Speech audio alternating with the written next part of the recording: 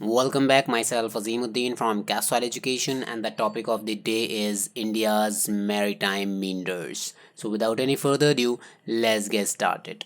By the way, मैं ये video बना रहा हूँ एक स्टूडेंट की डिमांड पर जिसका नाम है सूर्यांश गुप्ता.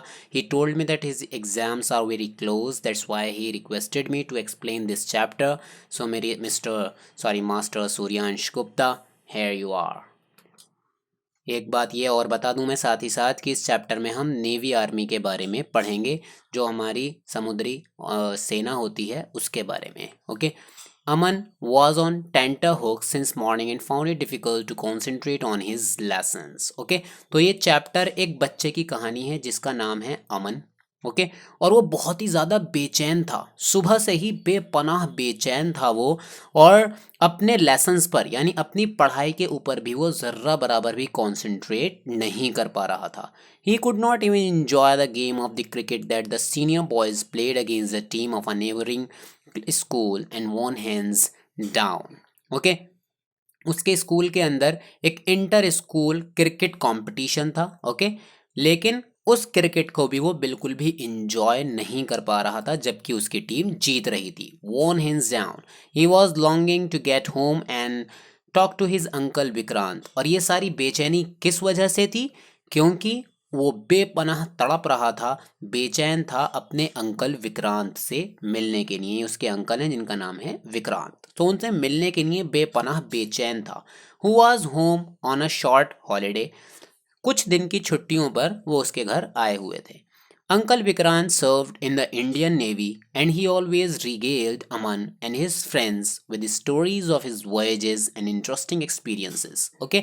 तो अंकल विक्रांत इंडियन नेवी के अंदर काम किया करते थे. ये भी एक तरह की फौज होती है, एक तरह की सेना होती है. ठीक है.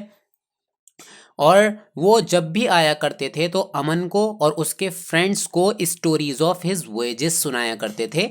यानी जो उनकी समुद्री यात्राएं होती थीं, वोएजेस कहते हैं समुद्री यात्राओं को, तो अपनी वोएजेस की वो बहुत ही इंटरेस्टिंग स्टोरीज सुनाया करते थे और अपने इंटरेस्टिंग एक्सपीरियंसेस उसके साथ शेयर किया करते थे, जिसे सुनने में अमन को बहुत ही ज़्यादा मज़ा आता था.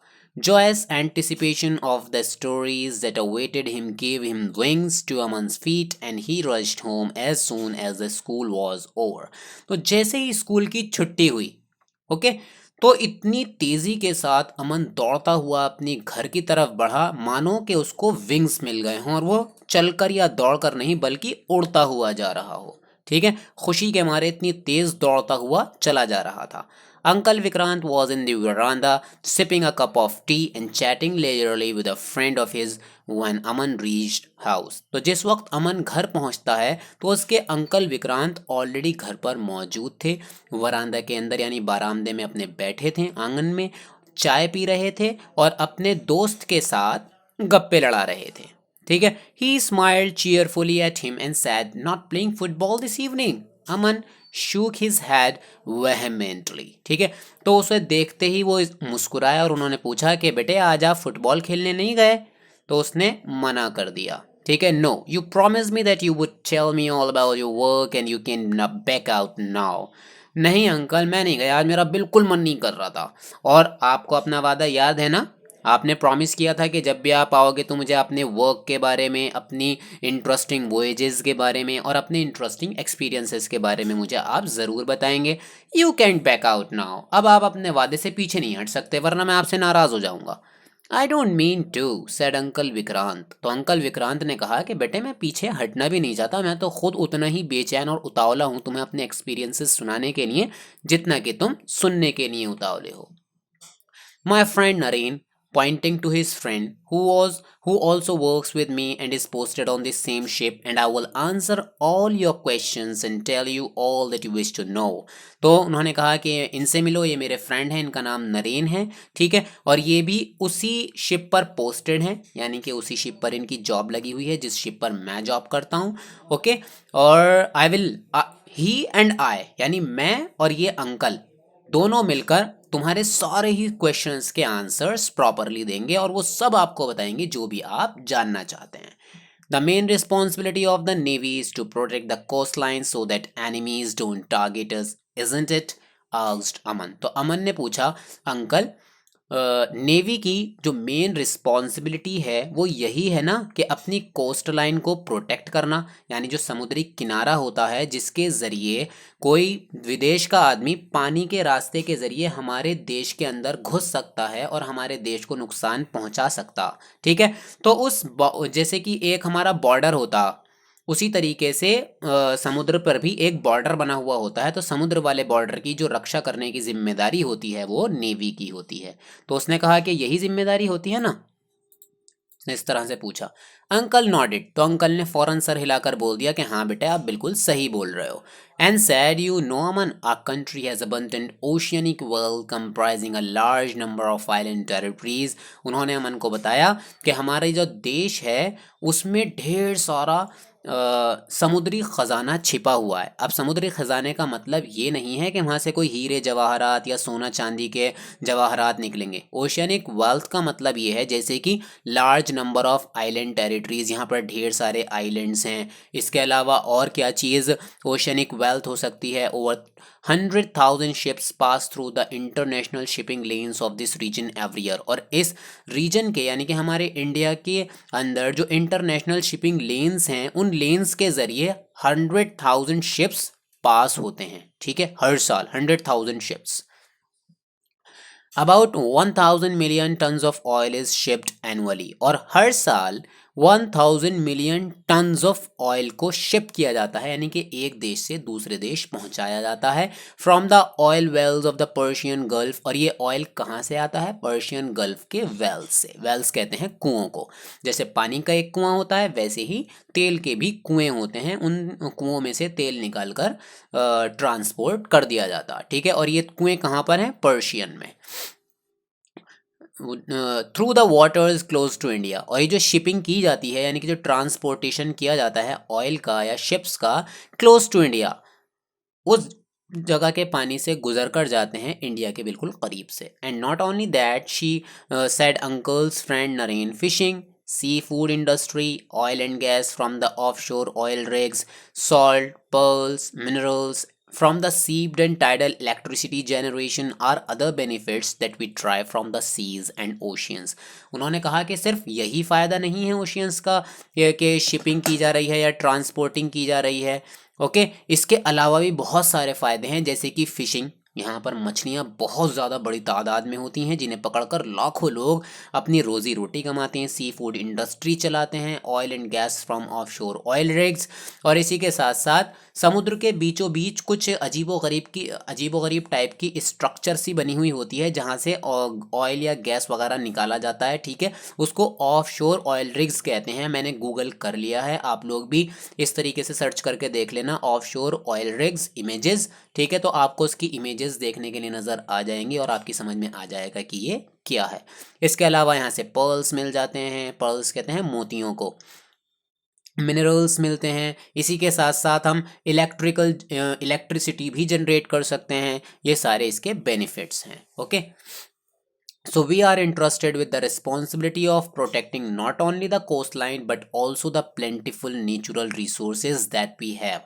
तो उन्होंने कहा कि हमारी जिम्मेदारी सिर्फ कोस्ट लाइन को ही, यानी कि उस बॉर्डर को जो समुद्र के करीब बना हुआ होता है, सिर्फ उस बॉर्डर को ही प्रोटेक्ट करना नहीं है, बल्कि उन नेचुरल रिसोर्सेज को भी प्रोटेक्ट करते हैं हम लोग जो अल्लाह ताला ने हमें दी हैं। Okay, so besides this the Indian navy is also a catalyst for piece. इसके अलावा इंडियन नेवी की जिम्मेदारी होती है पीस बनाए रखना। पीस का मतलब होता है शांति यानी अमन, लड़ाई दंगों को रोके रखना, लड़ाई दंगे ना फैलाना या ना फैलने देना, ट्रैंक्विलिटी एंड स्टेबिलिटी। इसी के साथ साथ ताकि हमारा जो देश है वो स्टेबल रह सके, एंड ट्रैंक्विलिटी कहते हैं आपका काम को, शांति फैली रहे पूरे देश के अंदर। It also provides succor to smaller nations when these nations are in need of humanitarian assistance and relief from natural calamities such as tsunamis, floods and cyclones। और इसी के साथ साथ जब आसपास के स्मॉलर नेशंस, आसपास के छोटे छोटे इलाके हैं, छोटे छोटे देश हैं, अगर खुदा ना खास्ता कभी वहाँ पर कोई नेचुरल कैलेमिटी हो जाती है, यानी कि कोई जैसे कि सुनामी आ गई या फ्लड आ गई, फ्लड कहते हैं बाढ़ को, या साइक्लोन आ गया, वहाँ पर बवंडर आ गया, ठीक है, इस तरह से तो अचानक से ज़रूरत पड़ती है हेल्प की, और उन लोगों की हेल्प करना भी हमारी एक जिम्मेदारी बन जाती है, और हम उनको प्रोवाइड कर, हम उनको सपोर्ट देते हैं, उनकी हेल्प करते हैं। अमन सेट, अमन वहीं पर बैठ गया। अभी तक तो वो खड़ा होकर ही ये सारी बातें सुन रहा था, इतना मगन था वो अपने अंकल की बातों में कि वो बैठना ही भूल गया। अब उसे याद आया कि यार मैं इतनी देर से खड़ा क्यों हूँ, फिर वो बैठ जाता है। Lost in thought for a moment, और कुछ देर के लिए ख्वाबों ख्यालों में खो गया। What a great responsibility the Indian navy had, oh my God, कितनी बड़ी रिस्पॉन्सिबिलिटी इंडियन नेवी संभालती है अपने कंधों पर। No wonder his uncle looked preoccupied sometimes, आज समझ में आया कि मेरे जो अंकल हैं कभी कभी वो प्री ऑक्यूपाइड क्यों नज़र आते हैं। प्री ऑक्यूपाइड कहते हैं किसी टेंशन या किसी मुसीबत की वजह से सोच में डूब जाना। सडनली ही सेट अप स्ट्रेट, फिर अचानक से वो बिल्कुल सीधा होकर बैठा। How many ships do you have in the navy uncle, he asked, उसने पूछा कि अंकल आपकी नेवी में कितने शिप्स हैं। The Indian Navy is a formidable force today. Formidable means causing fear or dread. Okay तो उसने कहा कि इंडियन नेवी इस वक्त इतनी स्ट्रांग और इतनी पावरफुल है कि वो लोगों के दिल में दहशत की वजह बनी हुई है, फॉर्मिडेबल है। सेड अंकल विक्रांत प्राउडली, और उन्होंने ये बात बिल्कुल प्राउडली सीना तान कर कही। We have 141 ships and submarines and more than 200 aircrafts are is the fifth largest navy in the world now. पूरे विश्व के अंदर, पूरे दुनिया के अंदर हमारी जो इंडियन नेवी है वो 5वें नंबर पे है। ठीक है, यहाँ पर 200 एयरक्राफ्ट्स हैं, 141 शिप्स हैं और कुछ सबमरीन्स हैं। Okay, I admire you uniform said Aman with a shy smile, तो अमन जो है वो एक छोटी सी मुस्कुराहट अपने होठों पर लाया और कहा कि अंकल मुझे आपकी ये ड्रेस बड़ी पसंद है, बहुत ही प्यारे और बहुत ही हैंडसम लगते हो आप इसमें। Thank you said uncle and Naren together, दोनों अंकल्स ने एक साथ बोला कि thank you. But you know what our motto is, लेकिन उन्होंने कहा कि हमारा मोटो क्या है, मतलब हम किस चीज़ की सबसे ज़्यादा कोशिश करते हैं। इट इज़ शानो वरुणा, अ संस्कृत सेइंग, हम हमेशा शानो वरुणा बोलते रहते हैं। ये एक संस्कृत सेइंग है, संस्कृत के अल्फाज हैं ये कुछ, विच मीन्स, जिनका मतलब होता है may the lord of the oceans be auspicious unto us, कि हे समुद्र के देवता हमारे ऊपर अपनी कृपा बनाए रखना और हमें नुकसान मत पहुंचाना। ठीक है, ये दुआ वो 24 घंटे करते रहते हैं, क्योंकि अगर ऐसा हो जाएगा तो उनकी जान तो जाएगी ही जाएगी, साथ में आसपास के जो इलाके हैं वो भी नेस्तो नाबूद और तबाह बर्बाद हो जाएंगे। We do need the protection of the seas, ये प्रोटेक्ट करते हैं सी को, समुद्र को। And uncle Vikrant on a more serious note, अब उन्होंने सीरियस नोट में ये बात कही थी, यानी बहुत ही सीरियसली ये बात कहा था। One of our most daring and courageous operation took place on 3 and 4 December 1971 during the Indo Pak war. Many of Pakistan's ships were destroyed in the Karachi harbor. Okay तो उन्होंने अब बहुत ही सीरियसली होकर ये बात कही कि हमारा सबसे ज़्यादा जो डेयरिंग और करेजियस ऑपरेशन अब तक का हुआ है, सबसे ज़्यादा डेंजरस जो काम हमने अब तक किया है वो 3 और 4 दिसंबर 1971 में किया था, जिस वक्त इंडो पाक वॉर चल रहा था, यानी इंडिया और पाकिस्तान के बीच जंग चल रही थी, और इंडिया ने पाकिस्तान के ना जाने कितने शिप्स को डिस्ट्रॉय कर दिया था, बिल्कुल नामो निशान मिटा दिया था। ठीक है, और ये कराची में हुआ था। Is that the reason why 4 December is celebrated every as navy day. Okay तो उसने कहा कि अंकल क्या यही रीज़न है कि हर साल 4 दिसंबर को हम नेवी डे के रूप में मनाते हैं। You are smart Aman said uncle Vikrant, तो अंकल विक्रांत ने उसकी तारीफ की। Patting his nephew's head affectionately, उसके सर पर हाथ फेर दिया प्यार से। And yes such a daring feat deserves to be recalled every year doesn't it, ये वाकई में एक ऐसा मकाम है, ये एक ऐसा काम किया है नेवी ने कि इसे रिकॉल करा ही जाना चाहिए हर साल, यानी कि इसको याद किया जाना चाहिए और रिपीट होता रहना चाहिए, ये मतलब इसको सेलिब्रेट किया जाना चाहिए। Aman noted happily thinking of how proud the nation would have been of our heroes, कि हमारा जो इंडिया है वो अपने हीरोज पर बहुत ही ज़्यादा प्राउड होगा।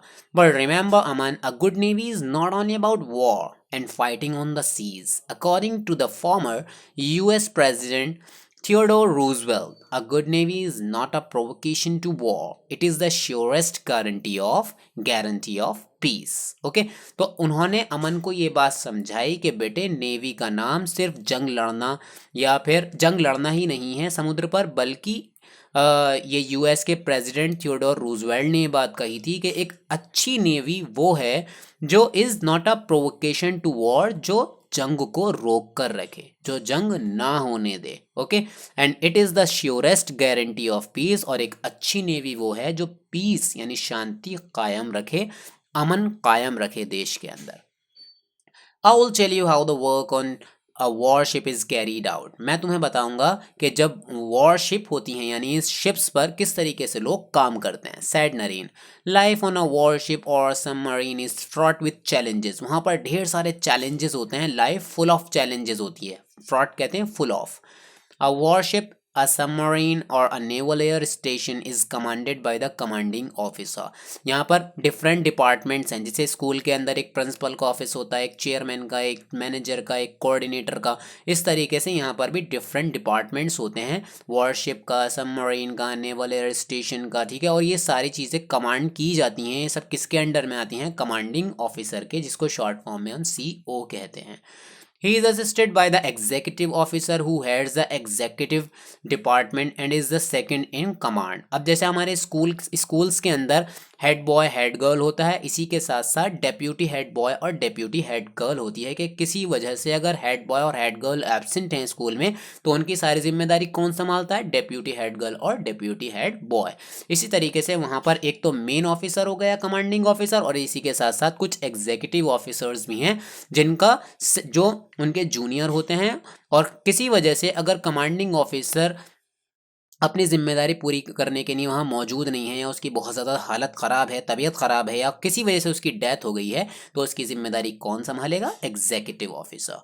The other heads of departments are responsible to the CEO for the efficient functioning of their respective departments. इसके अलावा भी ढेर सारे डिपार्टमेंट्स होते हैं, हर डिपार्टमेंट का एक हेड होता है, और वो हेड रिस्पॉन्सिबल होता है CO के, यानी अगर उसके डिपार्टमेंट में कोई भी गड़बड़ पाई जाएगी या कोई भी कमी रह जाएगी तो उसको जवाब देना होगा CO को कि आखिर ये कमी क्यों हुई या ये गड़बड़ क्यों हुई। इसलिए हर डिपार्टमेंट के हेड को, ठीक है, बहुत ही ज़्यादा अलर्ट रहना पड़ता है। The engineer officer maintains the ship. अब यहाँ पर उनका काम और भी डिटेल में समझाया जा रहा है कि जो इंजीनियर ऑफिसर होता है वो शिप को मेंटेन रखता है। The electrical officer maintains the capability to generate and distribute electricity on board. Electricity ship पर है या नहीं है, ये सारा काम कौन संभालता है? Electrical officer. कहीं का बल्ब ख़राब हो गया, कहीं का पंखा नहीं चल रहा, या कहीं पे करंट सप्लाई फेल हो गई, ये सारी जिम्मेदारी किसकी है? इलेक्ट्रिकल ऑफिसर की। And looks after the weapons and sensors. इसी के साथ साथ जो इलेक्ट्रिकल ऑफिसर होता है वो वेपन्स को और सेंसर्स की भी टेक केयर करता है। The logistics officer look after the supply of food. इसके साथ साथ वहाँ पर कुछ लॉजिस्टिक्स ऑफिसर्स भी होते हैं, उनका काम होता है फूड की सप्लाई करना, क्लोथिंग, फ्यूल, इन सारी चीज़ों की, फूड की, क्लोथिंग की और फ्यूल की सप्लाई करना। And ensures that the men are well taken care of. और इसी के साथ साथ वो ये भी ध्यान रखता है कि शिप के ऊपर जितने भी लोग हैं सबकी वेल टेकन केयर ऑफ, सबका प्रॉपरली ध्यान रखा जा रहा है, कोई भी इंसान परेशानी में तो नहीं है। A small kitchen called the galley in a warship or submarine is the life of the vessel, wherein 2 or 3 cooks working round the clock in a small confined space produce sumptuous and hygienic meals for their shipmates। Okay, इसी के साथ साथ वहाँ पर एक small kitchen भी होता है जिसको गैले बोलते हैं, ठीक है। और ये लाइफ का काम करता है, यानी कि अगर वहाँ किचन ना हो तो वहाँ रहने वाले तमाम लोग भूखे ही मर जाएंगे, ठीक है। इसलिए इसको लाइफ ऑफ द वेसल बोला गया है। और वहाँ पर 2 या 3 कुक्स हमेशा वर्क करते हैं, और मतलब उनकी ड्यूटीज़ डिवाइड हुई भी होती हैं कि भाई इस दिन में ये पकाएगा खाना, इस दिन में ये, या फिर टाइम के अकॉर्डिंग कि भाई दोपहर का खाना ये बनाएगा, दो शाम का वो बनाएगा, और नाश्ता ये बनाएगा। इस टाइप से ड्यूटीज़ डिवाइड कर दी जाती हैं, ठीक है। तो बहुत ही कन्फाइंड स्पेस होता है, बहुत ही कम, बहुत ही छोटी जगह में वो उनका किचन बना हुआ होता है। और वो लोग, उन लोगों की जिम्मेदारी होती है कि जितने भी शिपमेट्स हैं, उस शिप पर रहने वाले जितने भी लोग हैं, उन सबको हाइजीनिक मील्स मिलना चाहिए, यानी साफ़ सुथरा शुद्ध भोजन मिलना चाहिए। It is important to ensure that administration is efficient. इसी के साथ साथ सब लोगों की एक कॉमन जिम्मेदारी ये होती है कि पूरा एडमिनिस्ट्रेशन एफिशिएंट होना चाहिए, इस काबिल होना चाहिए कि वो वहाँ काम करने के पूरी तरह लायक हो। ऐसा नहीं है कि उठाऊ चूल्हा काम चलाऊ इंसान को वहाँ पर जॉब दे दी और दो चार पैसे बचाने के लिए, और साहब जो है ज़बरदस्ती उससे काम करवाया जा रहा। नहीं, जो 100% काबिल होगा उस काम के लिए उसी को वहाँ पर रखा जाएगा, अदरवाइज उसको रिजेक्ट कर दिया जाएगा। Confided uncle Vikrant for life at sea is full of challenges and quick decisions. वहाँ पर लाइफ फुल ऑफ चैलेंजेस होती है और वहाँ पर बहुत ही क्विक डिसीजंस लेने पड़ते हैं, सोचने का टाइम वहाँ नहीं होता। तो ऐसा शख्स जो घंटों सोच कर डिसीजन ले, उसकी वहाँ पर कोई भी काम नहीं है। वहाँ पर हर इंसान हर वक्त अलर्ट रहना पड़ता है और चुटकियों में डिसीजन लेने पड़ते हैं। जिसके अंदर ये काबिलियत नहीं होती उसको वहाँ से हटा दिया जाता है। Every individual is entrusted with a specific role for which he or she has been specially trained। हर इंसान को किसी न किसी खास चीज़ की वहाँ पर ट्रेनिंग दी जाती है और उसको सिर्फ वही काम दिया जाता है जिसकी उसको ट्रेनिंग दी गई है। For example some officers in the ship would be proficient navigators. कुछ उसमें से बहुत ही काबिल नेविगेटर्स होते हैं जो कि उसके शिप के डायरेक्शन को देखभाल करते हैं कि हमें शिप किस दिशा में मोड़ना है या कहाँ रोकना है, कहाँ तेज़ चलाना है, कहाँ हल्का चलाना है, सारी चीज़ें। Okay, and others may be expert in the use of weapons such as missiles, guns and torpedoes. Okay, तो वहाँ पर इसी के साथ साथ कुछ लोग ऐसे भी होते हैं जिनको वेपन और मिसाइल्स वगैरह की बहुत अच्छी नॉलेज होती है और उसको बहुत ही अच्छी तरीके से चलाना जानते हैं।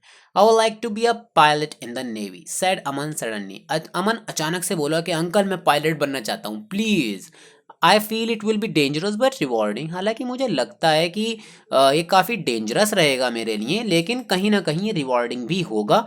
रिवॉर्ड क्या कि अगर बाई डेंजरस इसलिए क्योंकि उसमें उसका जान का खतरा है, उसकी जान से हाथ धो बैठ सकता है वो, लेकिन रिवार्डिंग रिवार्डिंग ये है कि अगर वो जान अपनी जान से हाथ धो भी बैठेगा तो अपने देश के लिए धोगा और अपने देश के लिए अपनी जान गंवाएगा, जिसकी वजह से वो शहीद कहलाएगा और ये उसके लिए एक बहुत ही बड़ा रिवॉर्ड होगा। Do you think I can be a pilot if I work hard towards my goal uncle Vikrant. तो वो कहता है कि अंकल प्लीज़ प्लीज़ बताओ ना कि मैं पायलट बन सकता हूँ या नहीं बन सकता। Asked Aman looking at Vikrant and Naren expectantly. और वो ये एक्सपेक्ट कर रहा था कि उसके अंकल हाँ बोल देंगे। Of course you can said uncle Vikrant unhesitatingly. और उन्होंने कहा कि हाँ हाँ भाई क्यों नहीं बन सकते बेटे, आप बन सकते हो। The pilots in the navy could get an opportunity to fly a range of aircraft from fighter plane such as MiG-29 के to large Boeings to helicopters from small decks of ships operating over calm to rough seas by day or night। Okay, तो यहाँ पर देखिए pilots को क्या क्या opportunities मिलती हैं। वो अ रेंज ऑफ एयरक्राफ्ट उड़ा सकता है, फाइटर प्लेन्स उड़ा सकता है। इसी के साथ साथ जैसे कि एक फाइटर प्लेन का नाम दिया हुआ है MiG-29 के, इसी के साथ साथ उसे हेलीकॉप्टर्स उड़ाने का भी मौका मिलेगा या फिर शिप्स चलाने का भी मौका मिलेगा। उसे काम से लेकर रफ सीज तक, यानी कुछ कुछ समुद्र तो ऐसे होते हैं जो काम होते हैं, वहाँ पर कोई प्रॉब्लम ही नहीं होती, स्मूथली शिप चलता रहता है। लेकिन कुछ सीज रफ होते हैं, वहाँ पर लहरें बहुत ऊंची ऊंची उठती हैं और वहाँ पर जान का बहुत ही ज़्यादा खतरा होता। और डे और नाइट किसी भी वक्त आपकी ड्यूटी लग सकती है। ये नहीं है कि इस वक्त मैं सो रहा हूँ या खाना खा रहा हूँ या मेरा मन नहीं कर रहा, इस तरह के बहाने वहाँ पर नहीं चलते। जिस वक्त आपको ऑर्डर मिल जाएगा आपको काम करना पड़ेगा। The navy also has officers and men who specialise as marine commandos. ठीक है, तो नेवी के पास कुछ ऑफिसर्स होते हैं जो कि ख़ास तौर से मरीन कमांडोज कहलाए जाते हैं और उनको शॉर्ट फॉर्म में हम मार्कोज कहते हैं। उनका काम होता है सिर्फ सबमरीन्स की देखभाल करना। ठीक है, और ये do I have to spend most of time at sea asked Aman and uncle Vikrant laughed. लेकिन जैसे अमन ने पूछा कि क्या मुझे सारा टाइम समुद्र में ही बिताना पड़ेगा, ठीक है, तो अंकल विक्रांत हंसने लगे। Are you having second thoughts about joining the navy he asked in his forthright behaviour sorry manner. तो उन्होंने कहा क्या क्या तुम 100% श्योर नहीं हो कि तुम्हें नेवी के अंदर पायलट बनना है, क्या तुम्हारे कुछ अदर प्लान्स भी हैं जो तुम ये बात पूछ रहे हो। अब जाहिर सी बात है कि अगर आप नेवी में जॉब कर रहे हो तो आपको कंप्लीटली रहना ही पड़ेगा समुद्र में। अमन लुक्ड एट ट्रिफल्ड अबैश्ड। यहाँ पे उसको थोड़ी सी प्रॉब्लम हुई, थोड़ा एम्बैरेस हुआ वो। Aman the ship has its own home port and one gets to spend some time in और क्लोज टू दैट पोर्ट। तो उन्होंने फिर बताया कि हर शिप पर अपना एक होम पोर्ट होता है, छोटा सा घर टाइप का, एक टेंट वगैरह कुछ समझ लो, या एक छोटा सा केबिन समझ लो, जहाँ पर आप क्या कर सकते हो, every individual gets an opportunity to visit far flung places in sorry to spend some time in और क्लोज टू दैट पोर्ट। तो हर इंसान को मौका दिया जाता है कि वो कुछ देर उसके करीब रहकर या उसके अंदर जाकर आराम वगैरह भी कर सकता है। ऐसा कोई नहीं है, ऐसा कुछ नहीं है कि चौबीसों घंटे आपको बस तैनात ही रहना है, आपको ना बैठने दिया जाएगा ना लेटने दिया जाएगा, नहीं, ऐसा कुछ नहीं है। आपको टाइम भी दिया जाएगा रिलैक्स करने के लिए खुद को। Every individual gets an opportunity to visit far flung places in India and abroad. इसी के साथ साथ जो वहाँ के पायलट्स होते हैं उनको फार फ्लंग प्लेसेस की सैर करने का मौका मिलता है, अब चाहे वो इंडिया में हो या फिर इंडिया से बाहर हो। ठीक है, फार फ्लंग प्लेसेस यानी दूर दूर की बड़ी खूबसूरत जगहों के नज़ारे देखने को मिलते हैं हेलीकॉप्टर्स वगैरह में जब वो उड़ते हैं। While at sea the navy looks after the welfare of a families through a family welfare cell which is manned 24/7। तो वहाँ पर एक सेल होता है। अब ये सेल गाइस मैं एक्चुअली नहीं समझ पा रहा हूँ कि ये सेल फोन है या फिर जो सेल एक रूम होता है वो है। ठीक है, फिलहाल ये कुछ भी हो, लेकिन एक बात तो तय है कि ये एक ऐसी सर्विस है जिसके ज़रिए जो वहाँ पर ऑफिसर्स हैं उनके घर वालों के साथ कांटेक्ट बनाकर रखा जा सकता है। ये 24/7 काम करता है, यानी चौबीसों घंटे सातों दिन खुला रहता है ये, इसके बंद होने का कोई टाइम नहीं होता। और कभी भी किसी भी फैमिली को अपने बेटे से जो कि ऑफिस वहाँ पर ऑफिसर है उससे बात करनी हो या उसकी कोई खैरियत मालूम करनी हो तो वो की जा सकती है। So are all your questions answered young man? Asked Naren and Aman nodded and thanked him and his uncle. तो उन्होंने पूछा कि भाई अब सारे सवाल खत्म हो गए हों तो बता दो भाई, अब हम थक गए जवाब देते देते मेरे भाई, कितने सवाल पूछते हो तुम। देन होल्डिंग, तो उसने कहा अंकल बस बस बस बहुत हो गया, सॉरी मैं अब और सवाल नहीं पूछूंगा। Then holding his uncle's hand, he asked, "Would you come over to our school to address the students?" बस लास्ट सवाल पूछ रहा हूँ अंकल, प्लीज़ पक्का प्रॉमिस, इसके बाद आपको तंग नहीं करूँगा, बस एक सवाल लास्ट पूछने की परमिशन दे दो। तो अंकल कहते हैं अच्छा चलो पूछो। फिर पूछता है कि क्या आप हमारे स्कूल आ सकते हैं प्लीज़, ताकि आप हमारे जो स्कूल के स्टूडेंट्स हैं उनसे थोड़ा सा बातचीत कर सकें। We are all eager to know how the navy works and would like to hear more about it from both of you. मतलब मेरे जितने भी फ्रेंड्स हैं स्कूल में वो सब आपके मुंह से बातें सब सुनना चाहते हैं, ये सारे एक्सपीरियंसेस वो सुनना चाहते हैं, जो वोएजेस के आपकी स्टोरीज़ हैं वो सब सुनना चाहते हैं। If you share some of your experiences way it will be wonderful, और अगर आप मना नहीं करोगे तो ये हमारे लिए बहुत ही वंडरफुल रहेगा।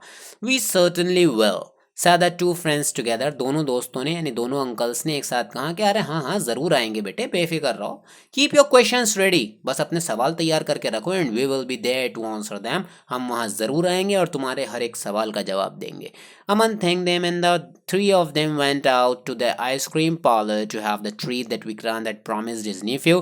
तो उनके अंकल विक्रांत ने उस अपने नेफ्यू यानी कि अमन से प्रॉमिस किया था कि बाद में वो उसको आइसक्रीम खिलाने लेकर जाएंगे। तो बाद में वो उसके उनको ले जाते हैं और अमन को आइसक्रीम खिलवा देते हैं। यहीं पर हमारा चैप्टर ओवर हो जाता है। So guys if you like this video please hit the like button and subscribe to my channel Gaswal education, and share this video with all your friends and the students of your class, because I want more and more views on my videos and watch time as well, so that I may be able to continue my channel and continue making the videos on your demands.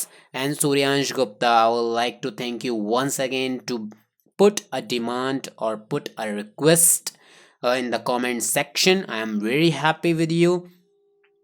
Best of luck for your exam.